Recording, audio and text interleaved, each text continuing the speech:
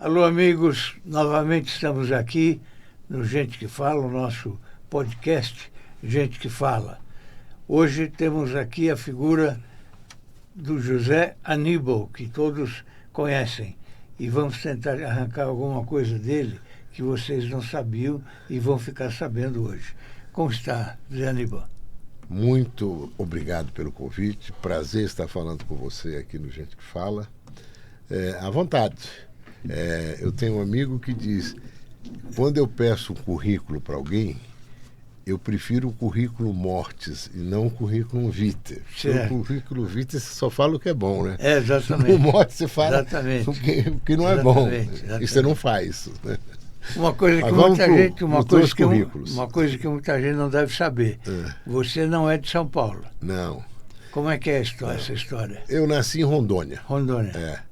Rondônia antes era o território do Guaporé. Antes do território do Guaporé era do Mato Grosso. Enfim. E quando eu nasci já era Rondônia. E lá em Rondônia, onde eu nasci, em Guajará-Mirim, na fronteira com a Bolívia, Sim. do outro lado tem uma cidade chamada Guaiará-Mirim. Sim. Só tinha até o primário, que é o ensino fundamental 1 hoje. Não tinha ginásio. Então as famílias que podiam mandavam os filhos para o sul. O sul era São Paulo, Rio, Minas. Era o oásis. Para estudar, para fazer o ginásio. Fazer a admissão, tinha uma admissão entre o primário e o ginásio, tinha uma admissão e depois o ginásio.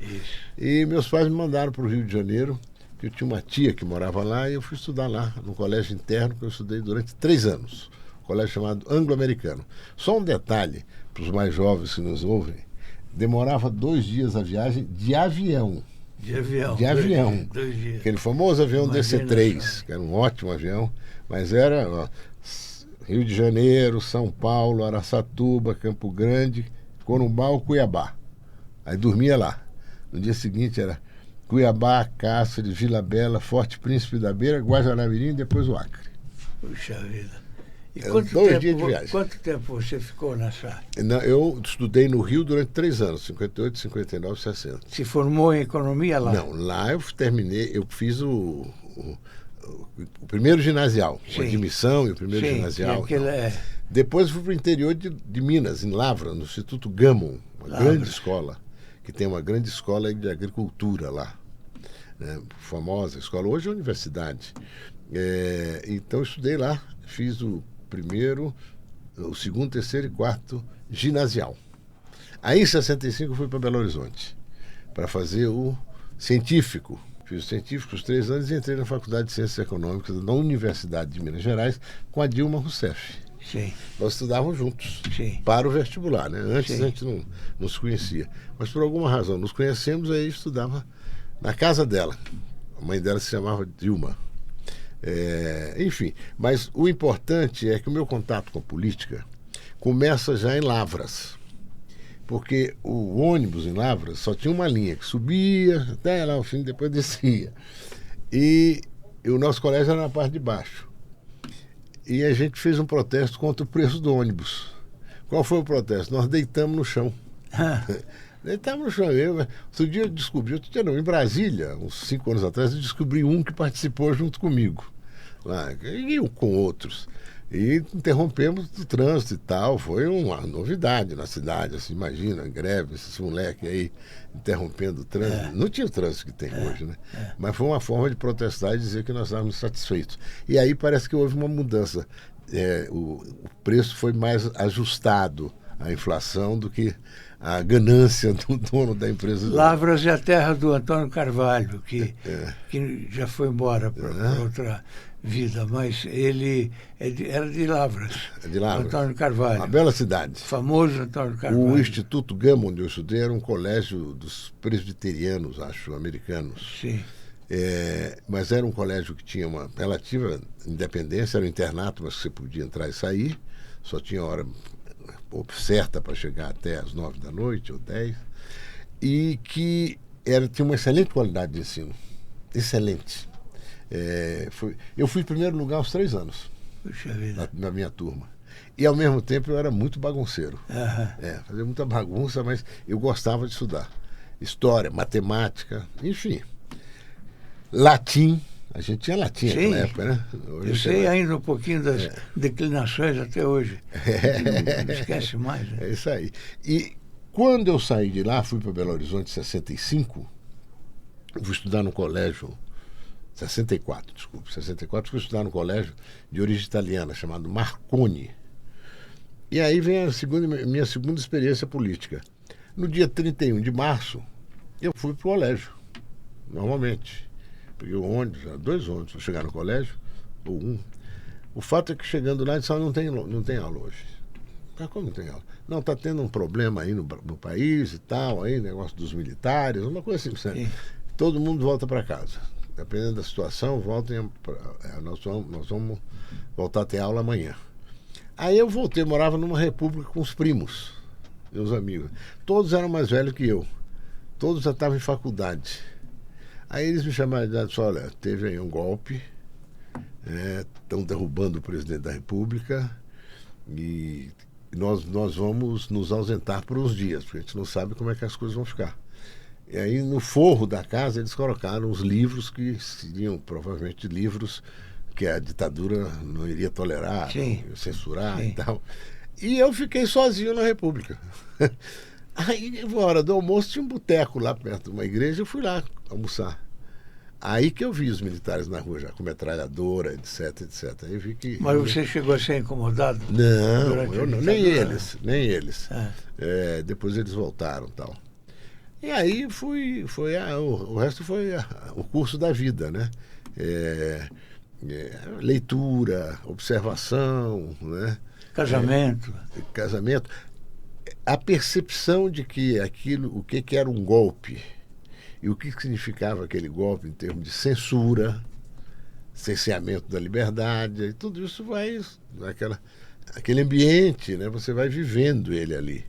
Ao mesmo tempo que em 64, eu estava no científico, que é equivalente ao ensino médio hoje, e ali você já tinha mais conversas, né? As pessoas falavam mais, era uma coisa mais... Eu não era mais interno, então todos os meus primos falavam da política e tal, da importância da democracia, das reformas que estavam sendo feitas tentando fazer o João Goulart, etc. Então a minha percepção, a partir dali, foi sendo de oposição àquele governo, ao governo militar. Aí quando entramos na faculdade, isso era muito mais efervescente ali, né? E foi minha primeira eleição, depois que eu entrei na faculdade. Eu ganhei para representante de turma. Sim. Eu tive 22 votos, meu adversário teve 21. Eu ganhei por um voto. Vida. O voto da Dilma. O da Dilma não foi seu. Não, foi meu, claro. Foi seu. Mas eu brinco que eu voto da Dilma, porque eu acho que ela não é muito boa de ganhar voto. Então, o voto dela já foi suficiente para fazer a virada. Com o ato 5, aí a coisa ferveu, né? Aí, o ato em dezembro de 68, aí a perseguição começou a ser muito forte, né? Como eu tinha atividade no Grêmio Estudantil, representante de turma, no DCE, etc., acabei sendo expulso. Eu, nessa época, estava na Rádio Bandeirantes. E a gente escrevia, e tinha um sujeito da Polícia Federal ou do DOPS, cada hora era uma pessoa. Você fazia o texto, tinha que mostrar para o cara e ele dizia que tudo bem, pode pôr no ar e tal. Imaginar que esse pessoal tentou fazer isso logo agora, 2 anos atrás, né? Em janeiro de 22, né? Que coisa mais atrasada. O que acrescenta para o Brasil esse ódio, essa bronca? Eu reconheço que quando a democracia não entrega, quando a democracia não cria possibilidades, oportunidades, renda, enfim, esperança para as pessoas, há uma tendência a se questionar a democracia. Como se a democracia fosse responsável por isso. E usando-se da democracia, como fazem hoje personagens como esse Trump, o próprio Bolsonaro, etc., eles esculhambam a democracia, falam em liberdade, liberdade não se pode dissociar liberdade de democracia. Né? Eles dissociam, eles falam de liberdade, para poder dizer o que querem, esculhambar a democracia e fazer pior do que os outros fazem. Do ponto de vista de gestão, de resultados, de entrega para a população. Mas ficam alimentando esse ódio, a bronca, né? Uma coisa que a gente precisa se inquietar sobre o que isso acrescenta para nós. Tem acrescentado alguma coisa? Melhorar as condições de vida da população só em função dessa bronca, dessa raiva, dessa indignação? Nenhum problema de divergência, pode ser divergência mais intensa, menos intensa, mas esse ódio que ainda sobrevive, essa bronca, esse deputado que agora mesmo foi afastado por 3 meses, o sujeito é um raivoso, ele ocupa a tribuna, não é para falar de qualquer coisa. Né? Olha, estou tentando trabalhar 2 escolas de ensino técnico para os municípios onde eu me elejo. Ensino profissionalizante. Ele ensina para esculhambar o mundo, todo mundo, não interessa quem, do jeito que ele acha que deve. Isso é uma coisa ruim. Então, naquele momento, a gente fez oposição também forte à ditadura. Não só no que a gente distribuía, nos papéis que a gente escrevia e tal, como na ação política. Eu nunca fiz ação armada, luta armada. Eu fui condenado, inclusive, por crime de opinião. Crime ideológico. Sim. Né? E fiquei uns anos meio desaparecido, que corria risco de se fosse preso. Tinha algum partido político já nessa época? Não. Tinha aquelas associações, né? VPR, Polop, enfim, grupos políticos, esquerdistas, etc. Em 73 a repressão ficou muito feroz no Brasil. Estavam matando gente demais aqui no Brasil. Prendia e matava. Muita gente morta. E aí eu saí do Brasil e fui para o Chile. Fiquei lá até... Teve um golpe no Chile também, em setembro, e finalmente eu consegui ir para a França. Fiquei lá 5 anos e meio, terminei meu curso de economia e comecei lá na França. Eu percebi que os franceses eram muito receptivos às lutas no Brasil, à resistência no Brasil e tal. Mas eles já não estavam tão mobilizados pelo Brasil, porque naquele momento você tinha uma repressão feroz no Chile, tem uma repressão fortíssima na Argentina, já no Uruguai, já estava começando. Então o Brasil já era uma coisa mais corriqueira. E aí eu tive uma ideia, junto com outros amigos, mas eu defendi muito essa ideia, de nós fazermos na França um comitê pela anistia política no Brasil. Pela anistia no Brasil. Né? Muito espelhados, nos movimentos que os estudantes já andavam fazendo aqui em São Paulo, de resistência ao governo militar. Já eram quase 20 anos eram 10 anos de governo militar, 12 anos de governo militar. Então havia muita resistência já aqui e acolá. E havia já um movimento feminino pela anistia aqui no Brasil. Então nós começamos a reproduzir, transmitir para os franceses e para a Europa, porque nós criamos, esses comitês foram sendo criados também na Holanda, na Bélgica, na Itália, acho que em Portugal, comitês pela anistia. E aí divulgando as lutas. Os brasileiros estão lutando. Os brasileiros estão indo à rua, estão se manifestando. Aquele trágico episódio da morte do Herzog. Sim. As pessoas foram... Aquele culto ecumênico na Praça da Sé, na Catedral.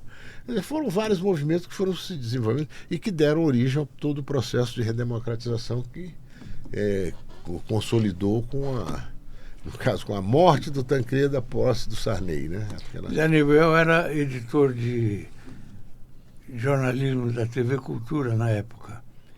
Eu entrei lá em 1973 e saí em 1975 no comecinho, porque o Herzog já trabalhava lá. Ele era editor do Jornal do Meio-Dia. E eu tinha um ótimo relacionamento com ele. E quando ele foi convidado para assumir a direção, ele me telefonou. Fausto, olha, eu vou ser o novo diretor daí. Gostaria imensamente que você continuasse. E eu tinha entrado na Cultura com Walter Sampaio, que era um jornalista que veio de Santos e tal. E aí eu achei melhor sair com o Walter Sampaio. E acabei indo, o Fernando Vieira de Mello me chamou, fui para a Rádio Jovem Pan, mas um período realmente muito difícil. É. Você era solteiro nessa época? Solteiro. Não, eu tinha uma companheira, Sim, né? sim. Mas não era casado, não. Tinha Sim. uma companheira. E só você falou de Fernando Vieira de Mello, para quem está nos ouvindo, Fernando Vieira de Mello foi um jornalista extraordinário. Nossa Senhora. E ele Ele e o Alexandre Caducci. aquele túnel que passa embaixo da Faria Lima ali, na Rebouças, tem o nome dele. Né? E o filho dele também é um jornalista bem ativo. Mas com esse movimento lá na França, aí eu também comecei a publicar uma revista que era um conjunto de notícias do Brasil com alguma análise, abrindo caminho mais para uma informação mais conjunta sobre a situação no Brasil, cultural, econômica, social, política, chamado Conjuntura Brasileira. Saía cada 2 meses, 1 mês e meio e tal. Tiramos uns 30 exemplares da Conjuntura Brasileira. E aí a luta no Brasil cresceu, conquistou-se a anistia e eu vim para o Brasil em julho de 79. E ao voltar para o Brasil, por uma coincidência, eu desci no Rio de Janeiro, a minha advogada foi comunicar ao juiz que eu tinha chegado e disse, não, mas ele tem que se apresentar aqui, que ele vai ser recolhido. Eu falei, mas não, a anistia está sendo publicada, já todo mundo é público, notório e tal. Não, mas não sei o quê. A juiz disse, melhor você ir para um outro lugar que não o Rio de Janeiro, passar uma temporada até a publicação da anistia. E eu vim para São Paulo. Eu já tinha a intenção de morar em São Paulo. Eu já conhecia bem o Rio, tinha estudado lá quando jovem. Na clandestinidade eu passei um tempo lá. Eu vim para São Paulo e fiquei.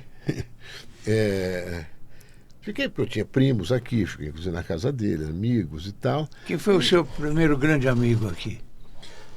Meus primos. Sim.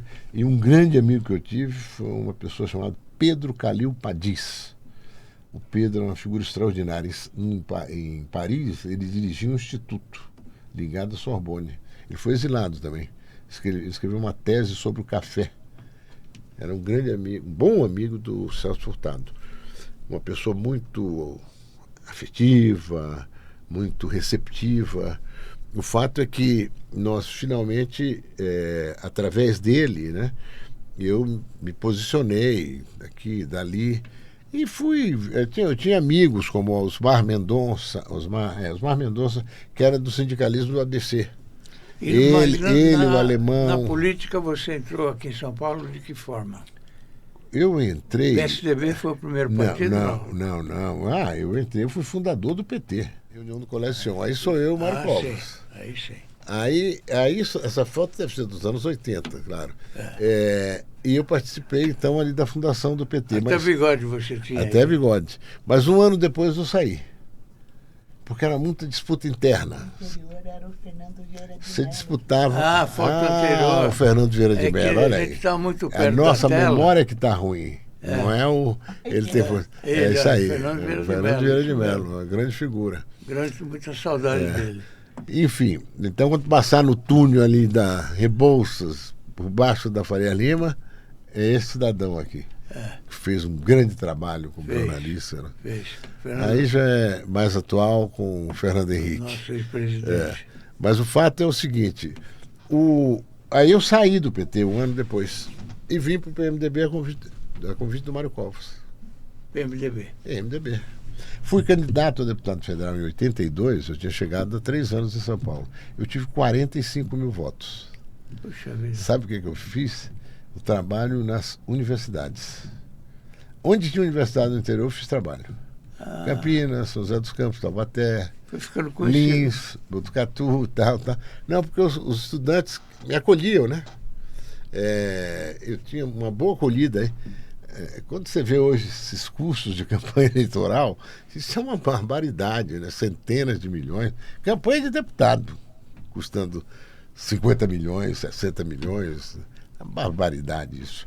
É o melhor emprego do mundo, né? As pessoas acham que é o melhor emprego do mundo e por isso ele é disputadíssimo. Mas o fato é que a gente fazia, por exemplo, fichação, colocar meu nome em lugares que podia colocar e tal, ou onde não podia, que todo mundo fazia. pegava radiografia, tinha um estudante de medicina, que as radiografias que eram jogadas fora, ele pegava, recortava e fazia o J, o O, o meu nome. Aí ia lá e pintava. Eu lembro dele. Eu vi um dia ali na Dutra, ficou, pô, que legal quem fez isso, o fulano. Então era muito o trabalho de conversa, de ganhar adesão e tal. Eu passei 2, 3 meses. Bom, tive 45 mil votos, eu me elegi. Em 90, eu fiquei suplente ali bem próximo. Segundo suplente. Já no PSDB. E assumi em 92. Porque 3 deputados do PSDB naquela ocasião se elegeram prefeitos. Então eu assumi em 92, fui reeleito em 94, em 98, em 2002 eu concorri ao Senado, tive 5 milhões de votos, mas não venci. Em 2004 eu fui o vereador mais votado da cidade de São Paulo até hoje, 165 ou 167 mil votos em 2004. 2006 eu voltei a ser deputado federal. 2010, deputado federal. 2014 eu fiquei como suplente do Serra de senador. E assumi durante 2 anos, em momentos diferentes. Agora, o que importa nesse processo inteiro? Eu estou até começando a escrever um pouco memórias de todo esse período, né? Essa foto é o Fernando Henrique. Fernando Henrique não, o Aécio Neves. Esse aqui pode ser o Renan. Deve ser alguma conversa nossa no Senado, ela é mais recente. Bom, eu no PSDB, na convivência com o Mário Covas, que foi a maior liderança política do Brasil no último quarto do século passado, né? O Mário é uma figura extraordinária. Ele tirou São Paulo de uma situação muito difícil. São Paulo não tinha dinheiro para pagar a gasolina da polícia e deixou São Paulo lá em cima, né? Recuperou toda a credibilidade, austeridade, integridade. O Mário foi uma figura política, um líder extraordinário. O Fernando Henrique um dia me disse, há uns anos atrás, a pior desgraça do Brasil foi a morte do Mário Covas. O Mário Covas morreu em 2001. Esse ano foram 24 anos da morte do Mário Covas. Ele morreu em 2001 e o Fernando disse, se ele não tivesse morrido, ele teria me sucedido. E com aquela energia que ele tinha, aquela cabeça de engenheiro, né, ele poderia ter estruturado o Brasil nos primeiros 10 anos do século com aquela montanha de dinheiro que o Brasil começou a entrar aqui pelas exportações para a China, né? Que comprava ele do Brasil. Tinha uma personalidade marcante, né? Marcante, um homem de decisão, né? Duro. A população gostava. Duro e ao mesmo tempo agregador. Agregador. Exercia liderança por ser realmente líder, por entender as pessoas, por procurar sintonizar e fazer o que era mais urgente para a vida das pessoas. Não só do ponto de vista imediato, mas do ponto de vista estrutural, para frente. O Brasil precisava se estruturar mais. Ensino técnico-tecnológico, eu fui o secretário de Ciência e Tecnologia, nós reativamos as FATECs.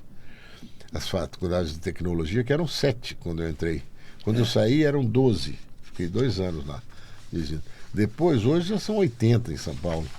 E tem as escolas técnicas também. Enfim, o Mário tinha essa visão, me deu um respaldo enorme como secretário. Disse, tocar, vamos lá. E tocamos. A primeira, inclusive, eu fiz onde ia ser um cadeão, lá em Aia Carvalho, na Águia de Aia. Hoje é uma imensa FATEC, mais de 1.500 alunos. Mas o fato é o seguinte, o que importa, olhando assim para trás, Fausto, o que eu vejo é o seguinte, a grande mudança no Brasil nesses últimos 40 anos foi a redemocratização, a primeira delas, em 84. A reconquista da liberdade, do direito de opinião, a democracia plena, liberdade de organização, etc. Começamos a respirar. Depois disso, foi o Plano Real.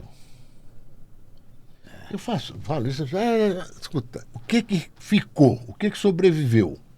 A democracia, que nós temos que preservá-la dia a dia, e o Plano Real, que a sociedade quer que ele seja preservado todos os dias. A sociedade não quer inflação. O Plano Real acabou com a inflação. Teve 4 ou 5 planos anteriores tentando acabar com a inflação na merda. Era gigante, na marra. gigantesca. 100% ao mês. É. Eu falo, quando falo com os jornalistas mais jovens, eu falo, ó, esse tênis que você está usando custou R$100. Na inflação era, hoje, dia 8 de maio, custava R$100. No dia 8 de junho custava 200. Aumentava 100%. Isso é real, não é da minha imaginação, Os comerciantes não. tinham que ter aquela maquininha. Aquela pra trocar maquininha o preço. que não tinha valor. De um dia pro outro. Tinha um código, código de barras que o preço era mudado lá na central, dia após dia.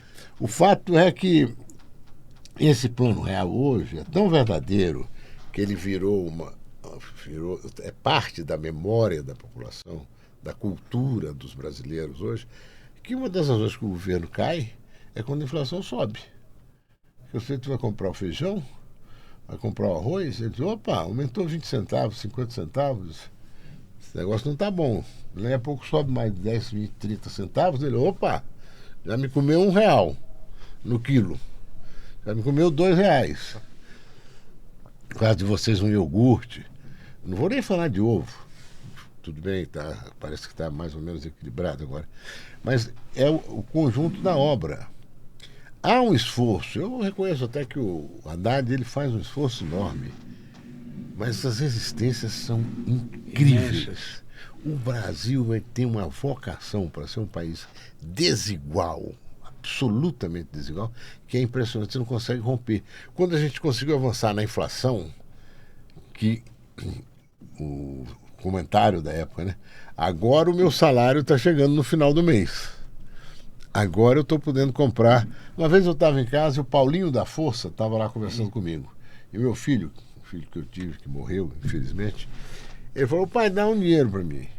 Eu dei R$5 para ele. Aí ele falou, pô, pai, só? Aí o Paulinho virou para ele e falou, Ulisses, R$5 você compra uma lata de óleo, um pacote de macarrão, uma galinha e ainda pode pegar outra coisa. A galinha era R$1,50, R$2. Uma galinha, um frango. Pacote de macarrão, uma lata de óleo. Paulinho falou uma outra coisa. R$5. Foi do tempo em que 90 centavos de real comprava $1, né? Sim. O real era mais...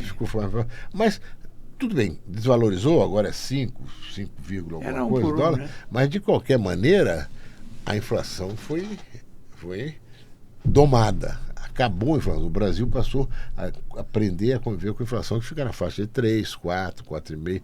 Quando dá repique, as pessoas registram imediatamente com razão. O trabalhador, o autônomo, fala, meu salário voltou a ser comido pela inflação. Você esteve na Câmara Federal e esteve no Senado também. Qual é a casa mais difícil? Olha, as duas têm facilidades e dificuldades, né? O problema é que na época que eu estive mais ativo lá, que foi os anos 90 e os primeiros 10 anos desse século, eu fui líder umas 4, 5 vezes na bancada. Votamos as reformas, que eram indispensáveis para a manutenção do plano. Quebra dos monopólios, a reforma patrimonial, a reforma administrativa, a reforma previdenciária, que infelizmente nós não conseguimos avançar na época, perdemos por um voto de um deputado nosso, que disse que votou errado. Mas enfim, você tinha um ambiente de debate que era mais frequente, mais comum, mais cotidiano. Como é essa história de votar errado? Está distraído? Distraído. Então, ele tem sim, não e abstenção. Marca não em vez de sim. Mas, enfim, o fato é que... Estava cochilando e na hora e era uma decisão importantíssima. Né? O fato é que nós tínhamos um ambiente de debate. Eu fazia muitas conversas na minha casa, juntava gente do PT, do PMDB, do PDT, de diferentes partidos, para a gente conversar um pouco. Vamos conversar sobre o que nós estamos fazendo. O processo não era para xingar o outro. Você é isso, você é ladrão, você... Até porque não tinha esse coeficiente de corrupção que tem hoje na atividade política no Brasil. Isso foi longe demais. E está indo cada vez mais. Agora mesmo, querendo aumentar o número de deputados. Isso é um delírio. Você viu quanto preveio para o aumento, o custo do aumento, no caso de 18 deputados, 65 milhões por ano. Dá 4 milhões por cada deputado por ano. O salário é 40.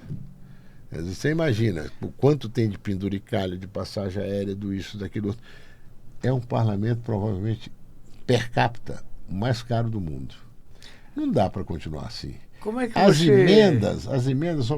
emendas é dinheiro de hoje, uns 2 milhões de reais de emenda. É emenda de 300 mil, 400 mil reais. E você tinha que ficar batalhando junto ao ministro, o pessoal do ministério, para liberar a tua emenda. Sim. Para um poço artesiano, para uma coisa assim. Sim. Claro que devia haver desvio também. Sim. Mas agora elas são 50 bilhões no ano. Significa, para cada deputado e senador, dividindo esses bilhões pelo número de deputados e senadores, significa 80 milhões de reais por ano. Em 4 anos ele libera 320 milhões. A bola da vez agora é o INSS, né? Dinheiro dos aposentados. Dramática. É uma situação... Quando você tem hoje recursos tecnológicos, inteligência artificial, que podem zerar, blindar uma instituição como o INSS e não blinda, você está sendo, no mínimo, licencioso. Está admitindo que pode até ter problemas, mas isso é assim mesmo, sempre foi assim. Não, você tem tecnologias hoje que podem blindar o INSS e qualquer outra instituição de qualquer desvio de dinheiro. Não, o cara vai fazer com criptomoeda, vai fazer com o que ele quiser. Você tem programas, né, que te dão consciência ou condições de blindar todos. Os bancos não são blindados? Eles não têm lá os programas de cibersegurança, segurança espacial, segurança... não tem aquele... a lei de proteção de dados, não tem... avança nisso, cara. Porque uma das formas de você melhorar a credibilidade tão escassa, tão quase próxima a zero, do poder público junto à população, os nossos ouvintes, as nossas ouvintes, os brasileiros, é dar toda a satisfação do que está sendo feito através dos recursos tecnológicos que existem hoje. Você quer um exemplo? O governador do Recife, o João Campos, foi reeleito agora com 80% dos votos. Sim. A administração dele está toda no celular. Sistema de saúde, sistema de educação, vaga, programar exames. Conheci muito o pai dele. Por que não faz isso? Uma instituição... Sabe qual é o orçamento do INSS esse ano? 1,50 trilhões de reais. 1 trilhão. Agora, esse escândalo com certeza vai repercutir na eleição presidencial do ano que vem. Se o governo não fizer uma ação forte, devolva até o último centavo de cada expropriação feita, roubo, cada trabalhador, né? aos trabalhadores aposentados. Se tirar 20, 30 reais de um trabalhador aposentado, 40, com salário médio no Brasil, aí você põe aí 2 mil reais, né? A maioria dos aposentados deve estar nessa faixa. Você tira 40 reais dele por mês, você está tirando um pouco de carne, né? um pouco de feijão e um remédio, que é tão caro. Caríssimo. Embora tenha remédios mais baratos, farmácia popular, etc., mas sempre sobra. Então você está tirando de quem não tem margem nenhuma, está cuidando o centavo ali. Mas como é que você vê o futuro do nosso país hoje? Eu torço para dar certo. Sim. Mas eu acho que está muito travado. O Brasil, o poder público no Brasil, o patrimonialismo é dono disso aí. Ele se encastela ali. Por exemplo, incentivo e benefício fiscal. Você tem uma empresa que está inovando um determinado aspecto tecnológico, produção industrial, de serviços, de área que for, e você pede um incentivo durante 3, 5 anos, estou simplificando. Ou seja, você pagar um pouco menos de ICMS, você pagar um pouco menos disso, o governo abre mão de te cobrar 10% de ICMS e passa a te cobrar só 5%. Para que, na expectativa que os outros 5% que você vai poupar, não vai pagar, você vai fazer com que o teu negócio possa se desenvolver mais, se torne mais competitivo, empregue mais gente, seja capaz de exportar, coisas assim. Aí você vai, o governo te concede isso e tal, ou o parlamento vota, né? Faz um processo nesse sentido. Só que hoje são 600 bilhões de reais de incentivos e benefícios fiscais. Quer dizer, o governo deixa de arrecadar 600 bilhões de reais. É muito dinheiro. Porque ele dá de incentivo para setores que não precisam de mais incentivo, coisa nenhuma. Os setores incentivados, eles fazem lobbies no parlamento. É o lobby da agricultura, o lobby da ferrovia, o lobby da remédios, da indústria farmacêutica, é o lobby da tecnologia. É uma grande festa. Todos legítimos, etc, etc. Nos Estados Unidos são legalizados, inclusive. Todos legítimos. Você vê que o setor X, não vou nominar nenhum, mas enfim, o setor X já não precisa mais de incentivo fiscal. Você faz uma análise anual para ver como é dinheiro que você está abrindo mão. Você devia fazer. Eu apresentei no Senado um projeto para isso, mas não avançou. Para analisar os incentivos e benefícios fiscais anualmente. Até o próprio Senado pode fazer isso, tem qualificação técnica para isso, mas não passou. Então, quando você ameaça mexer no setor X, diz, não, esse aqui não precisa mais. Esses caras já estão incorporando isso ao lucro deles, tal. Realmente, estão deixando de pagar imposto, né? E tem que voltar a pagar, voltar a contribuir, até para você incentivar outro. Mas no Brasil você não volta atrás nunca, incentivo e benefício fiscal. Não deixa. Porque você ameaça mexer com esse lobby aqui, aí todos os outros lobbies, 20, 10, 15 lobbies, te procuram e dizem, ó, fica tranquilo aí que nós não deixamos nem andar aqui no parlamento. Nem anda. Agora mesmo, o Haddad quis compensar, porque a Constituição determina isso, um incentivo dado aí. Era um incentivo PERSE. Bares, restaurantes, para serviços, etc. Várias coisas. Ele disse, não, tudo bem, vamos manter o incentivo, renovar o incentivo. Mas pela Constituição, você abre mão de uma receita e tem que ter você abre mão de uma receita, você passa a transformar. Isso é uma despesa que você vai fazer, mas você tem que compensar. Claro. Não deixa compensar. Não vai compensar. Então, o mundo da política hoje no Brasil está muito monetizado. Você continua no PSDB. Continuo no PSDB. Presidente aqui em São Paulo. Municipal, do Diretório Municipal. Você... Eu acho que é natural, é bom que haja uma convergência política em alguns pontos, fazer um acordo sobre pontos essenciais. Essa questão dos benefícios fiscais, a questão dos altos salários. É um insulto essa história de querer aumentar o número de deputados, uma certa compostura, moralizar um pouco isso aí. Agora, como é que você vai recuar esse avanço extraordinário? E isso foi o Bolsonaro, em troca do impeachment, de não ter impeachment, ele abre as torneiras aí para o Congresso. O Congresso foi com toda a força em cima e hoje tem mais poder de investimento, não individualmente, mas embora seja muito forte o de cada deputado e senador, mas no conjunto eles têm mais poder, mais recurso do que o executivo. O presidente da República e o Lula, ele tem tido dificuldades, ele não tem feito mais a articulação política como devia ser feito, ou o governo dele não é bom. Não é um governo que tenha muita eficiência, muita competência. Tem alguns ministérios que realmente trabalham, operam e tal, mas tem outros que não. E no conjunto da obra, eu acho que ele tem tido muitas dificuldades. Tinha que inovar mais, não é? Tinha que ser mais audacioso. O Brasil tem oportunidades enormes de reindustrialização.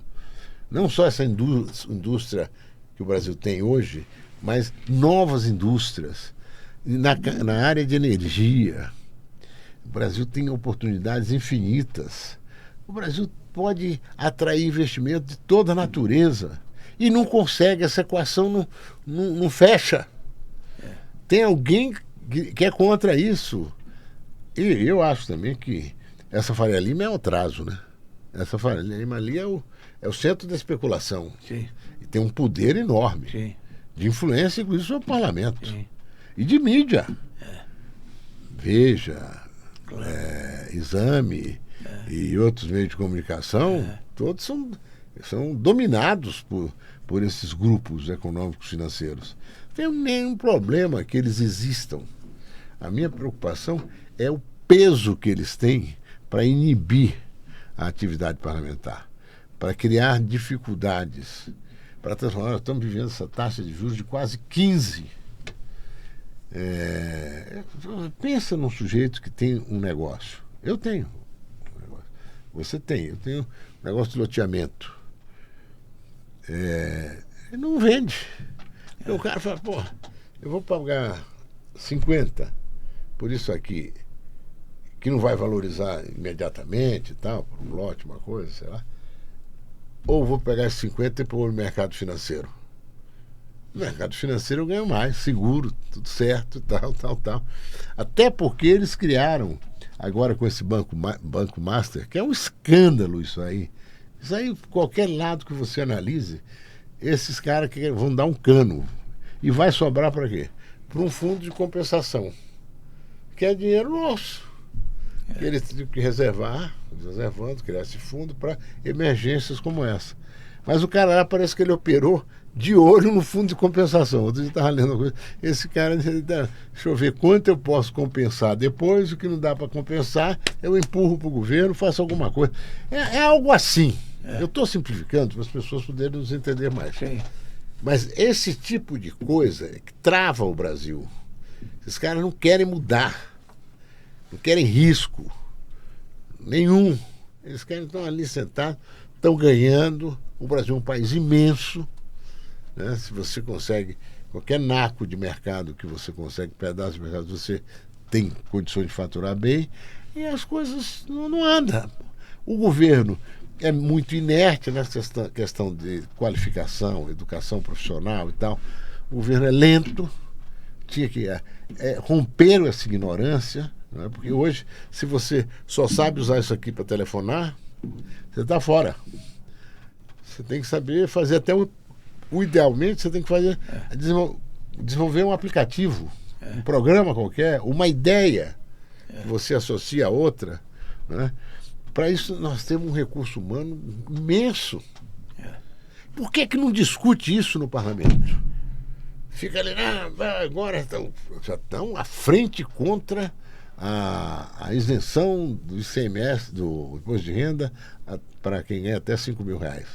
Fazendo uma frente enorme. Por quê? Porque não querem nem ouvir falar em compensação na mudança das alíquotas para quem ganha mais de 50, 60 mil reais. Jânio, a produção está colocando aqui na nossa tela o Orbis News, que já tem 2 anos.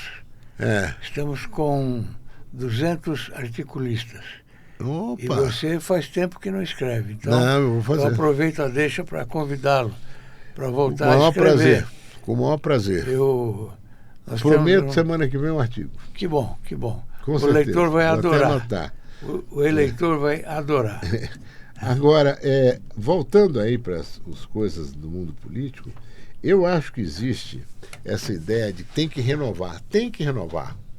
Mas não pode renovar com a mesma cabeça, ou pior, do que a pior cabeça que está aí. Das cabeças envelhecidas. E como você vê o Supremo hoje nisso? Essa Eu acho que o interferência. Supremo deu uma contribuição formidável. Outro dia eu estava vendo uma entrevista de um grande brasileiro, que foi secretário de Segurança do Mário Covas, e está completando 100 anos agora. O professor, deixa eu lembrar o nome dele. E ele disse, olha, o Supremo agiu corretamente na questão da democracia, do enfrentamento. Lembra daquele setembro de 2021? Sim. Onde esse Bolsonaro estava rosnando contra o parlamento, prender, vou isso, vou fazer, arrebentar, aquilo assustou todo mundo, né? E eles deram uma enquadrada nele, em outros momentos também. Eu acho que a postura aí, pode discutir essa questão de dosimetria, mas quem fez complô, quis golpear a democracia, isso é o pior dos crimes. Ulisses Guimarães, um grande líder brasileiro, E a gente sabe muito bem que ele dizia, você pode questionar coisas que estão na nova Constituição. Quando publicaram a nova Constituição, você pode criticar, você pode... Agora, você não pode confrontar, tentar golpear a Constituição. Traidor da Constituição é traidor da pátria. Claro. E esses caras foram traidores da pátria. Eu não tenho nenhum problema de dizer. Traidores da pátria. Estão se passando agora de bonzinho. Que história é essa? O crime deles é inafiançável. Eles queriam destruir a democracia.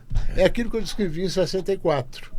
Eles foram avançando, começaram a matar isso, impedir manifestação. O que o Brasil ganhou com aquilo? Nada. Nada. Ganhou atraso. Eles impediram que o Brasil entrasse na roda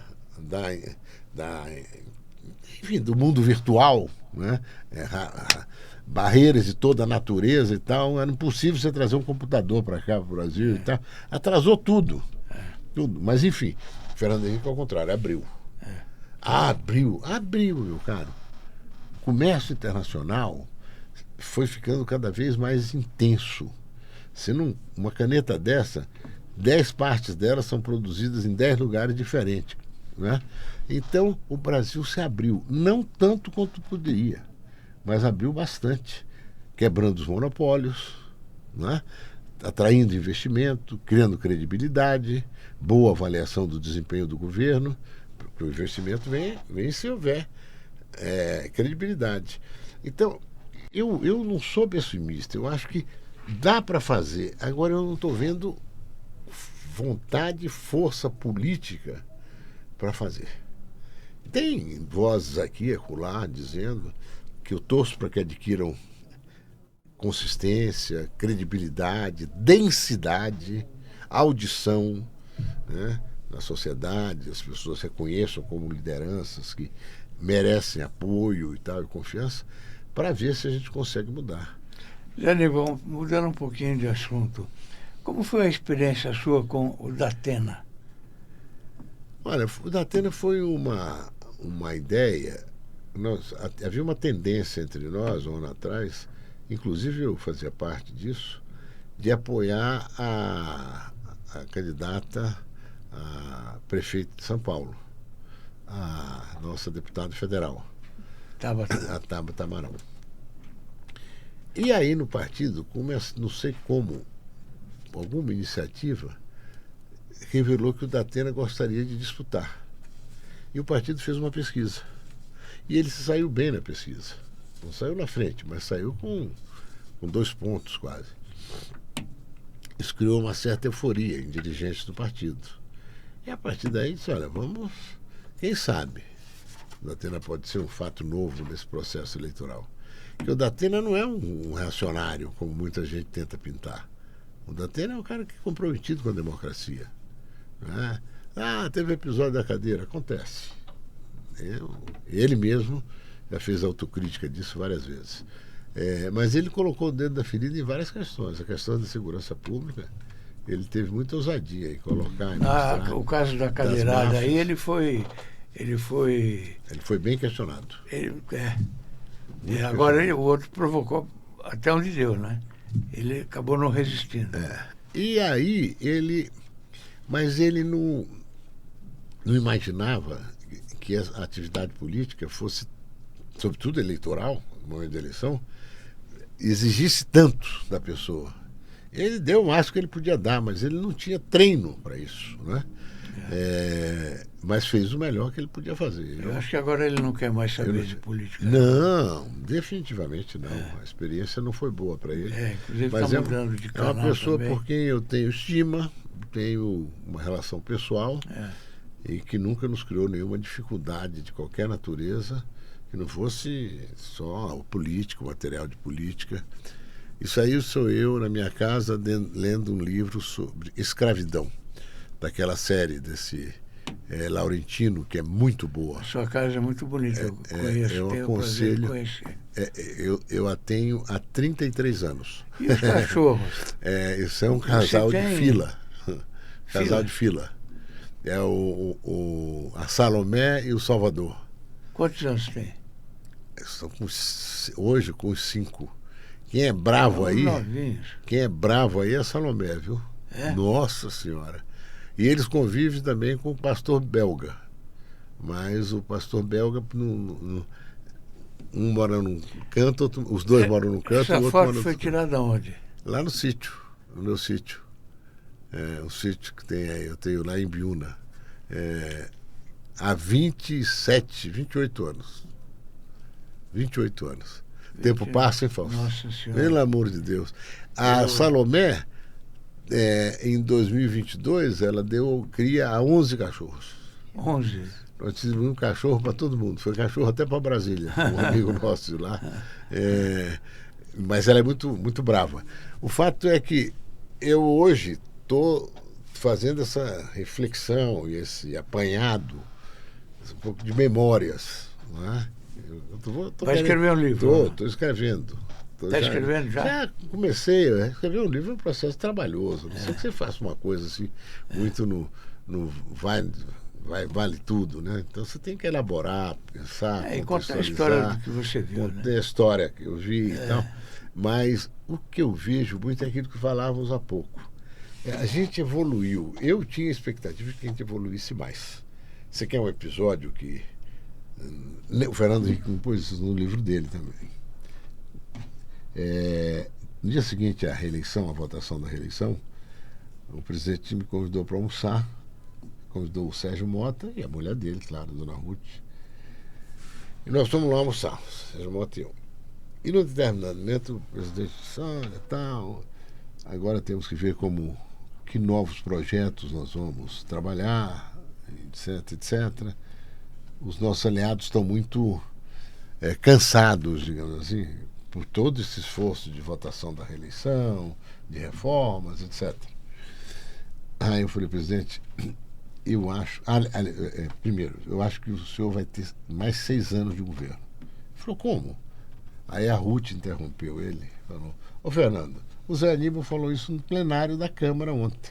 Eu fui o último a encaminhar voto no segundo turno da reeleição. Antes de mim, o deputado Chinaglia, que continua lá, um deputado do PT, um sujeito correto, ele fez um discurso dizendo, esse projeto só interessa principalmente a esse presidente Fernando Henrique, que quer se reeleger, etc, etc.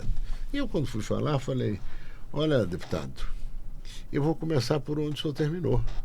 É óbvio que a reeleição, toda essa energia que nós gastamos em convencer a maioria constitucional para votar, é que o maior beneficiário nós almejamos que seja o Fernando Henrique Cardoso. Porque o plano real, ele para se consolidar, tem que votar mais lei de responsabilidade fiscal, tem que votar mais isso, mais reformas, etc, etc. Então, eu disse, presidente, como tem mais 6 anos, eu acho que a gente devia fixar nas reformas. Trabalhista, tributária, previdenciária, política. Aí ele disse, não, o pessoal está muito resistente nesse momento, as reformas e tal. Eu falei, olha, se não for para... eu disse isso mais ou menos, ficou claro para ele. Tanto que depois aconteceu isso. Ele disse, olha, se não for por aí, presidente, eu acho que meu trabalho como líder vai se tornar um trabalho corriqueiro. Não é um trabalho reformista. Aí ele falou, dá um tempo que eu vou conversar com o pessoal. Aí conversou e disse, olha, eles preferem dar um tempo. Isso era março, abril de 96. 96, 96 ou 97? 97. Aí eu falei, presidente, é que eles querem transformar você no peixe que aquele personagem do Ernest Hemingway, o velho mar, o Santiago, ele pegou um peixão grande, Só que ele não conseguiu levar o peixão para a praia porque os tubarões vieram, tiraram um pedaço. No final só tinha carcaça. Ele levou a carcaça para a praia, mas sem carne. Entendeu? Eles querem partes do governo. O governo estava mais homogêneo. Mas, enfim. Zé Aníbal, fala um pouquinho da sua família. A minha mãe é filha do espanhol, do Velho Pérez, da Galícia. O meu pai é cearense. A minha mãe nasceu em Guajará-Mirim, onde eu nasci, porque o meu avô, ele veio da Galícia, morou em Manaus um tempo, depois foi para Guajará-Mirim para montar um hotel da Estrada de Ferro Madeira Mamoré, que ia de Guajará-Mirim a Porto Velho. Foi uma estrada que o Brasil construiu para compensar a Bolívia, porque o Brasil ficou com o Acre. Aquilo que é o território do Acre hoje era território boliviano. E o Brasil ficou com o Acre na época porque era o lugar onde tinha mais produção de borracha. O território do Acre. Então o Brasil negociou com a Bolívia, comprou o território do Acre, pagou lá um tanto e se comprometeu a fazer essa ferrovia porque ela passa ao lado do rio Madeira Mamoré, a ferrovia chama Madeira Mamoré, e tem 14 cachoeiras entre Guajará-Mirim e Porto Velho. Então tem que fazer a ferrovia para contornar as cachoeiras. E para abrir uma saída para a Bolívia, para o Pacífico, porque a Bolívia perdeu para o Atlântico. A Bolívia perdeu a saída que ela tinha para o Pacífico, a Bolívia ela perdeu uma parte para o Chile e outra parte para o Peru. Então ela ficou insular.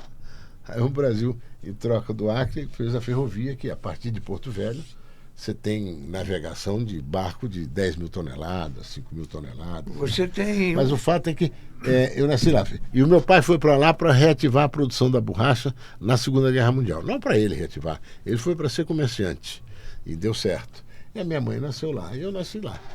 Então, essa é a parte da minha vida, de origem da minha vida. E depois você teve um casal de filhos. Eu casei com a Edna, que é minha mulher. Estamos casados lá. Vai fazer 46 anos. E tive um casal de filhos, o Ulisses e a Maria. A Maria é uma maravilha de menina, tem 40 anos. Nos deu 2 netos que são, aos que não são avós ainda, que estão na iminência de ser. É a melhor coisa do mundo entre nós aqui, ter netos. Esse fato que e o meu filho com Ulisses você, foi a tragédia da nossa vida, foi a morte do Ulisses. E foi o que nos aproximou. Lembra? Lembro. Nós falamos por telefone. Isso. Fomos conversar sobre... Porque o meu já tinha acontecido também. O Geisel era um homem muito duro, né?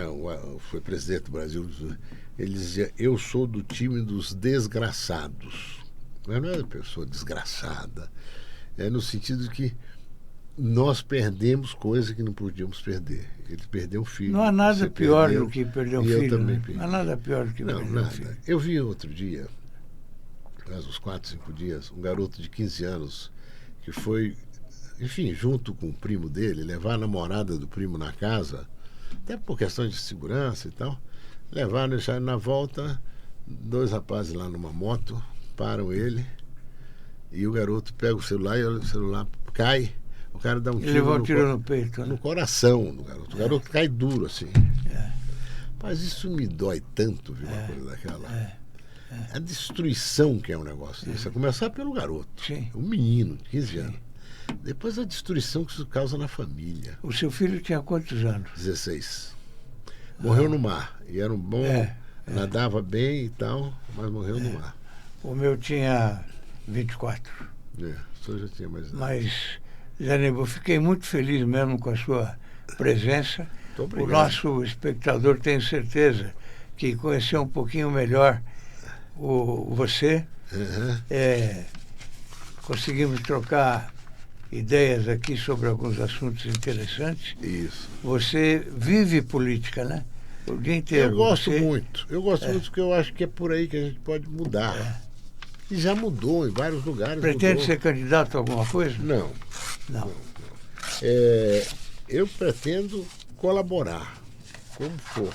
Tá certo. Para juntar gente, para dar densidade a uma candidatura presidencial, que seja capaz de despertar esperança, que seja capaz de sair dessa miséria do nós e eles, né? Tudo bem. Isso tem que acabar. Se confronte, mas com civilidade e democracia. Fiquei muito feliz realmente com a sua presença. Nós estamos na TV aberta, estamos nas redes sociais, Facebook, YouTube, Instagram e também na AltV, viu? Então, você falou para um público um pouco Expressivo. E espero que tenha conseguido dizer coisas que, de algum modo, sensibilizam quem estiver nos vendo ou ouvindo. Muito obrigado pela sua Obrigado presença. a você. E ao nosso espectador, até a próxima. Amanhã.